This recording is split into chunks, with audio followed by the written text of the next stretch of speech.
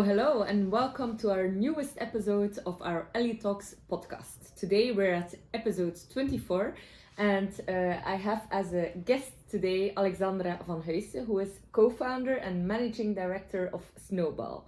Alexandra, very welcome.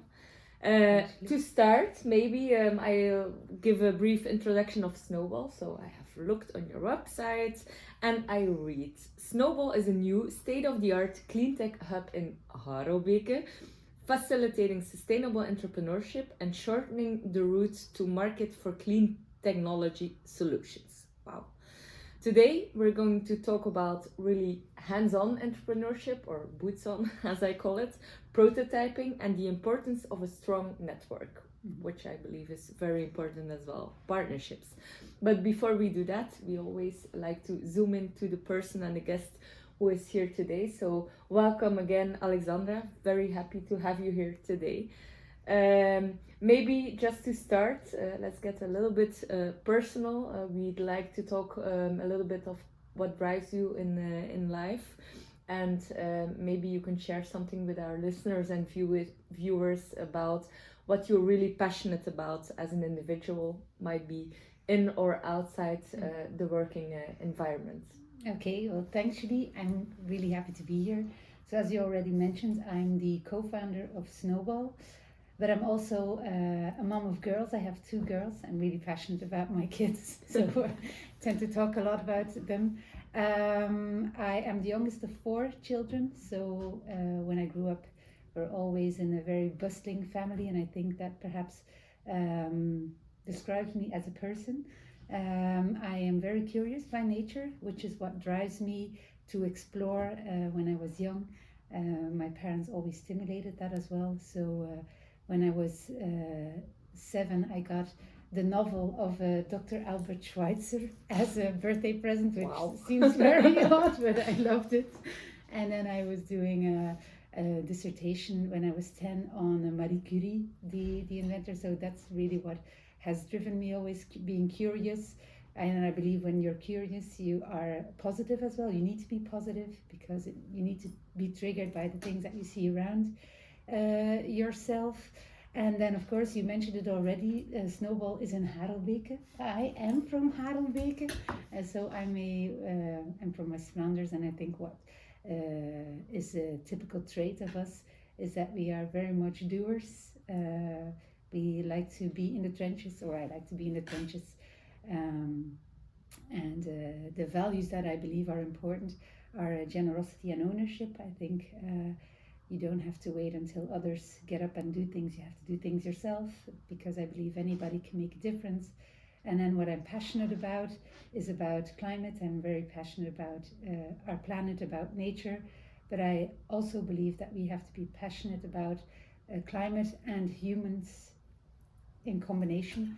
So I don't want to protect the climate at all costs, or protect the planet at all costs. I want to have a world in which humans and nature can really coexist.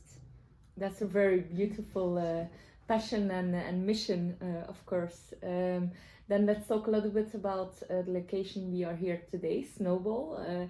Can you maybe talk about creation and the history of Snowball?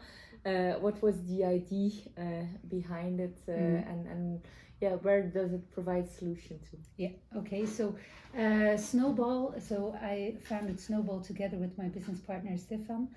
Stefan is a serial entrepreneur. He has founded several companies, all in the domain of clean energy, of energy metering and monitoring, energy steering.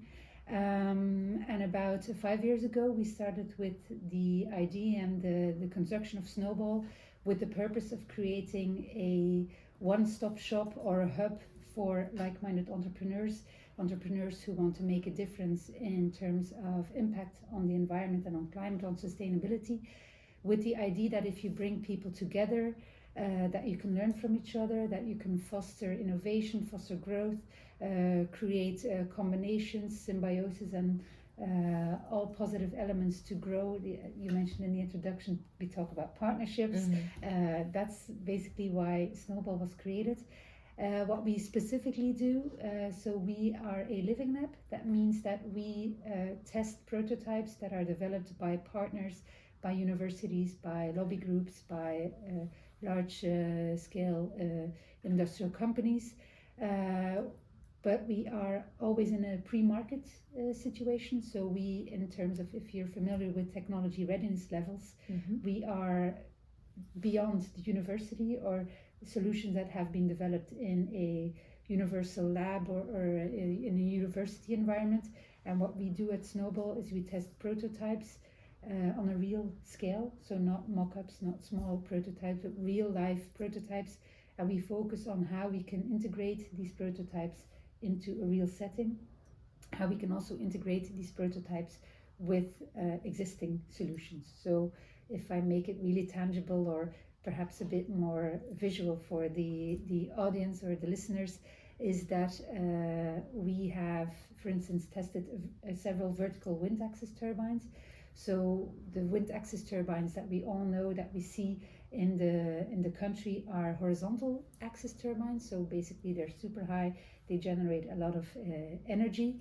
The ones that we have tested are much smaller. They are between 1.5 and 4 meters in height. So the purpose is to have them rolled out for residential or small commercial facilities. And what we do in a standalone basis, they have served their purpose. We've tested them, we see what they can generate in terms of power. What we do here at Snowball is that we integrate them together with our solar panels, together with the HVAC system, to see how much can a vertical wind axis turbine contribute to an existing setting. How is it complementary to the system that we already have? What is the sweet spot? If you want to go to market, how can you bring that commercially to success? So shortening the route to market for cleantech innovations is basically what we do. That's great, and you also have office space. Indeed, this is indeed. why Ellie.Connect is hosted here as well. We're not really clean tech, but we're about technology and sustainability. Absolutely. So we see ourselves as well as green entrepreneurs.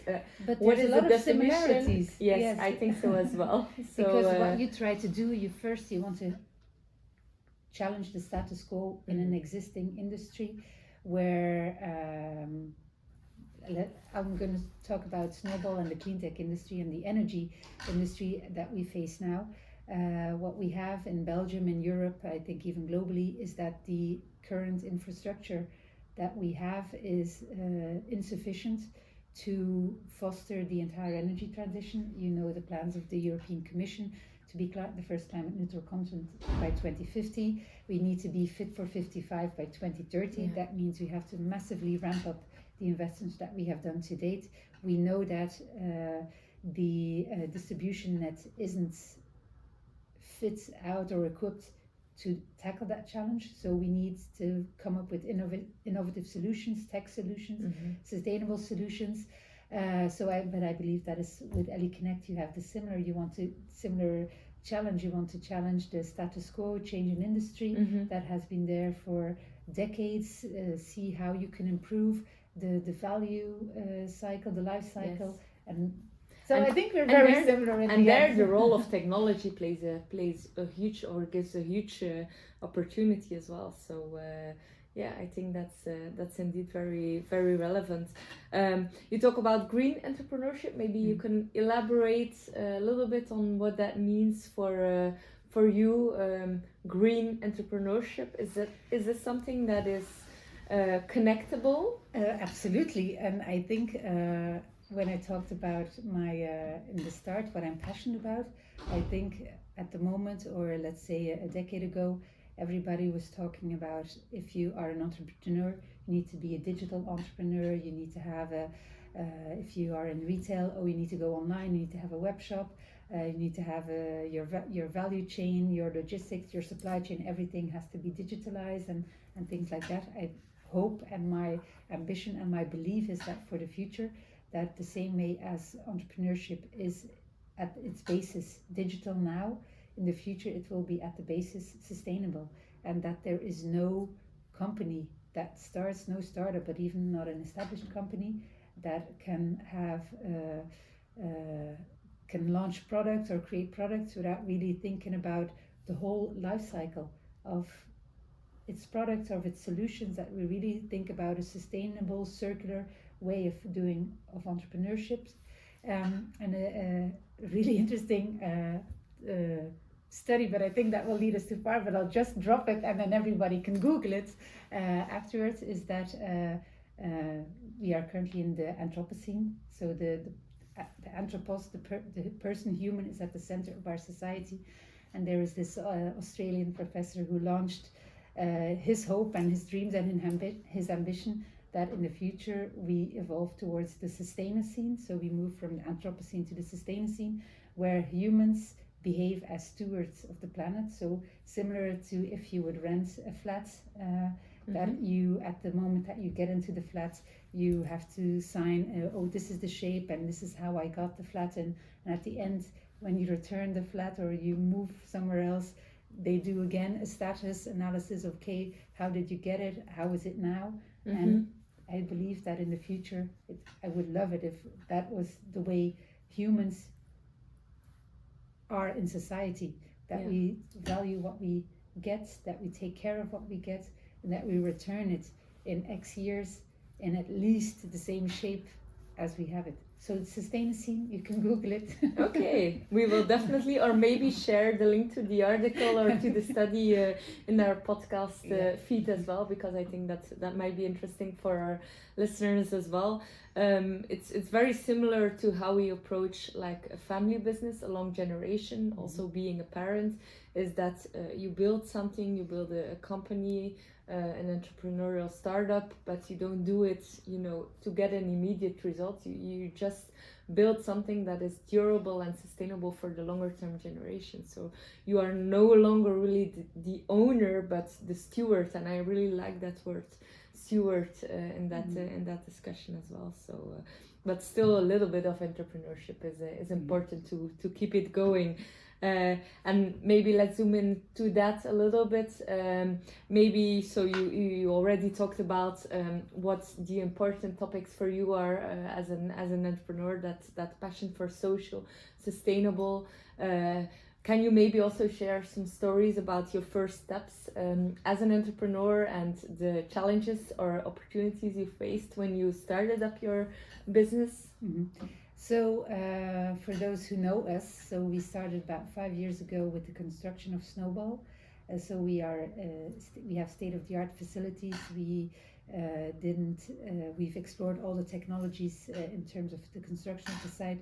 Indeed, we have office space, available event space. And we have worked over the first 2 years, we worked behind the scenes. We opened in February 2020 as a physical test location for prototypes. So basically there were people dropping off prototypes at Snowball. We would install them, mount them, and then run scenarios, use cases, different analysis on the physical products. And then about 5 weeks later, Corona hit. So we were forced to close the doors. We were forced to send everybody home. Because there was no office work allowed, but we had here the physical installation. So then it was a challenge of how do you get these prototypes up and running. You are working with startups who are already post first phase development, but are still kind of pre-market. So there is not a big cash runway, which means that a delay of 6 months, 12 months, cash-wise, is really challenging. So the fact that we engaged to do scenario testing, but we didn't have any scenarios because nobody was in the office, that was really challenging, because we knew that it would delay our results by X months. That would mean that the partners that we were collaborating with couldn't fine-tune or couldn't validate what they were working on for X months. So the whole process of going to market would be delayed, and of course for any startup that's really challenging. Now, if I think about what we have learned over the past 5 years, is that first of all, you need to think big. And I don't mean think big in terms of how is your solution scalable for your first 100 customers, your first 1,000 customers, if you want to expand internationally. But I mean, think big in terms of where do you fit into the existing industry, in the existing segment? What could be potential partners? How could you already scout on partners on both sides of where you are, in terms of suppliers, in terms of customers? Think big in terms of what kind of partnerships are possible, paying partnerships, sponsorships, endorsements, all those kind of elements. But also think big in terms of, you've already said it, if you have a family business, you think about legacy, you think about next generations. But I think, and also relating back to what I said before, you should think about the life cycle of your solution. And perhaps that's something that we see too much in the industry that we are currently working in, is that people think about life cycle of perhaps 3 to 5 years or 5 to 7 years, but this is not the end game. You should think about, in 30 years time, what is the solution going to look like? How is the market going to look like? How is society going to look like? Because we are tackling societal challenges. If we fully engage in the energy transition, we won't have any fossil fuels anymore, hopefully in X years, which means that it's a complete overhaul of anything that we know. And knowing that, how much comfort are we willing to sacrifice for that? Hopefully none. That's the purpose. But we really need to think big, think in terms of structures, in terms of systems, and really think long term. Yeah, and I totally agree with that vision as well. When we started Ariadne, we heard a lot because we're a digital born company. We also make use of artificial intelligence in our solutions, and people were not ready for that, and we still hear that sometimes with Ellie we're just too early for a traditional industry to change. But of course it's as an entrepreneur, you look at a very long lifetime. How was that for you, starting in this cleantech scene, which is a new scene on itself as well? Well, that's what we face also every day. We collaborate with the distribution companies, the electricity distributors, the transmission. So they have been existing for decades. I wouldn't say there is one clear-cut answer of how to deal with it. I think you need to be very adaptable, need to be very flexible. You need to really see how your solution can fit into the bigger picture. Work really specific on use cases, find a sweet spot where your solution would work. For instance, a project I want to highlight, or a prototype that we recently tested, was a saltwater battery. So you think of it, salt water is abundantly available. It has lots of qualities also in terms of safety, in terms of storage, in terms of availability. What we have with them is that the power quality and the energy density of salt water isn't the same as classical batteries. So with the partner that we collaborated with, we really had to find the sweet spot where they could say, okay, if you are looking for a solution in energy storage, if this is your use case, if this is your profile, then this solution would fit for you. But if this is your sweet spot, then our solution would fit for you. So I think where you find your entry point is to really look at what already exists, really think about how your solution is either complementary or how it sets apart from the existing solutions, and really go to the market with that specific focus. There's no one size fits all solution that should cover all the problems in that domain. I think in textiles, the solutions we have on a platform, it's very comparable. So talking about helping those startups, can you maybe tell a little bit more on the STARTS project, or STARTS, if I can just call it. But you can call it is called STARTS. It's called STARTS. So it's called STARTS. Okay. No, but STARTS indeed. So STARTS, what does it stand for? So it's actually an acronym. The S stands for science, the T stands for tech, and arts obviously represents the art industry. So it was an initiative launched in 2014 by the European Commission, whereby they wanted to raise the competitiveness of the European industry, where they wanted also similarly or at the same time tackle the societal challenges that we are faced with. And they wanted to foster innovation by having the three letters or the three abbreviations, science, tech and arts, structurally collaborate on societal challenges. So Snowball has participated in today 3 STARTS projects over the past 4 years, more or less. So what we did is that we work on the European Green Deal, for instance. We work on the new European Bauhaus. We work on biodiversity. And we have a challenge that we put out there that we distribute in our region to really co-create solutions together with entrepreneurs, together with universities, high schools, students, professors, data scientists, and much more, and many more, as well as artists. And then we come up with solutions or with concepts, visualizations of the challenge that we wanted to tackle, with the idea that what we do at Snowball, so we test and validate prototypes within the cleantech industry. We collaborate with a lot of people, but basically what we do is, in terms of cleantech, we preach to the converted, which is what we always say. We collaborate with partners who are convinced of the energy transition or who see it as no other alternative, no choice, so they have to do that. With STARTS, we actually broaden our horizon, we broaden our reach, and we really open the door to engage with communities, with people that we would not typically reach, who would not typically come to a cleantech hub in Harelbeke, but who are triggered by arts or who are triggered by the beauty of art to come and reflect on that societal challenge and perhaps come away with ideas, with new mindsets, and really change their behavior. So that is what STARTS is about. We've collaborated on 3 projects to date. We will for sure continue that practice or that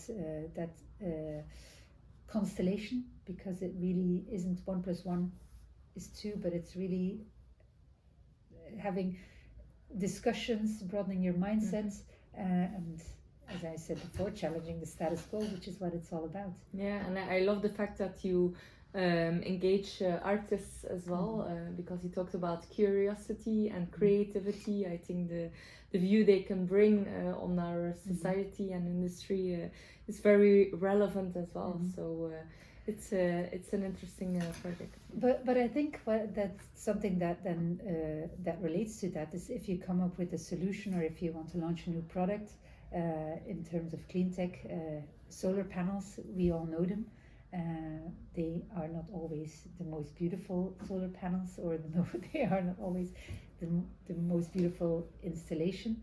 But if people design solar panels with the purpose of, I wanted to integrate with the existing surroundings, or for instance, talking about EV charging stations, that's an even better example. It's a very nice design example. Exactly. Here at Snowball, we are fortunate to have Smoppy in our building. So Smoppy has launched several EV charging stations, several models, has been awarded with several design awards as well. And I think that is where how solutions make it to the market, is that you combine a must-have with a nice-to-have. Having everybody needs to have a charging station, or at least if you drive electrical in any electric vehicle, you need one. So then you might as well make an amazing one that has AI embedded in it, has a steering, dynamic load balancing, optimization using different parameters in your house, but as well from a visual point of view or a design point of view, it's nice to look at. So I think that's what makes products successful, that you have a combination of use versus also appealingness. And I would say that for the textile and fashion industry, that's comparable as well, because their design is very important, but also the technicality and the purpose, the sustainable purpose of fashion can be very important. So it's a nice comparison to hear with clean tech as well. We're almost at the end of our podcast. We always like to finalize with a lesson learned or a message that you would like to share with our viewers or our listeners today. Yeah. Okay. Well, I thought about what I was going to say. It's like, what kind of message?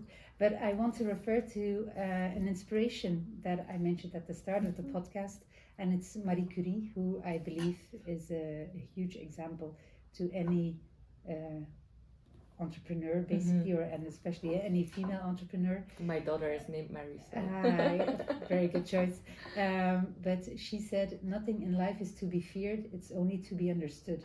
And if I think about my journey to date, and even Snowball's journey to date, and what we talked about before, the challenges of coming through Corona, in hindsight, we are a much better company now than we were 3 years ago. It was a fearful time. We were just opened, we just launched. We were still in the early days where you have to hustle and you have to create a brand for yourself, and and now everything is closed, what do we do? But now in hindsight, if we understand how we tackled it, we learned so much more about it. So I would say for sure a bit fearlessness would be a very important lesson to any entrepreneur. That doesn't mean foolishness, it's just fearlessness. And then as well, perhaps say you do you, everybody else is already taken. I think that's a really valuable lesson as well. That not one journey is the same. That's Oscar Wilde. Oscar Wilde, yes. Not a single journey you cannot copy from friends or peers or people that you look up to, because everybody has their own story, has also their own style. I'm typically very enthusiastic. I can be too enthusiastic. I also like very much the high level approach. Details might sometimes drain my energy, but I am luckily surrounded by people who are very much into the details. So, but I do me and they do they. Yeah. So, and we work well together. So I think for an entrepreneur, it's really important to just look at yourself. What are your traits? What are your values? Where do you excel? What gives you energy? And in a nutshell. Yeah, I agree with that. Maybe looking a little bit into the future, where do you see entrepreneurship going in the future, or Snowball going in the future? Maybe there's something you can share already about interesting projects on the agenda. Yeah, absolutely. So we are now more or less 5 years active. So 2 years behind the scene and open since 3 years. So what we have learned so far is that the importance of focus. So in the beginning, although it was always very explicit, we are a cleantech hub. We do cleantech activities. We test, validate prototypes. We weren't really that explicit in what kind of prototypes we wanted to test, and we were very much like, oh, we're happy to test anything really. But now what we really learn is that the opportunity for the market is working on systems integration. That's also where our added value lies, because we have a big set of data scientists working here for us, working with us, and really seeing how the different systems collaborate. And that's also coming back on what I said, what we touched on previously, is partnerships, connecting people, connecting partners, connecting value chains is what gives us energy, what drives us.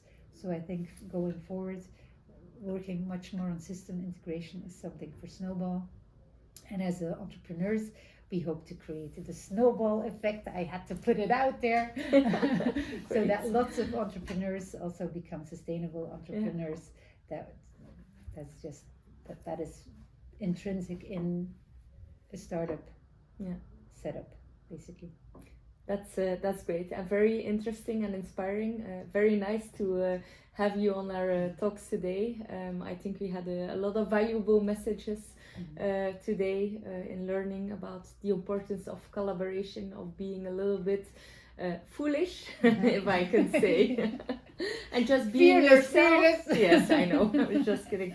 And just being yourself and looking for companions to go in your way who who are complementary. Complementary teams Supporters. are important, and a lot of believers to start getting your boots on and taking small steps in the right direction. And this is where I want to end our talk today. So thank you, Alexandra, for that. We are looking forward to seeing and hearing about the new projects of Snowball. So to all our listeners today, please don't hesitate to subscribe on Ellie.Connect.com to hear more inspiration, to follow our podcast, our Ellie.Talks, and the upcoming episodes, which are very important and inspiring as well. Please comment if you have any thoughts to share or any inspiration to leave behind. Please let us know. We hope to hear or see you next time. Thank you very much, and let's do great things together.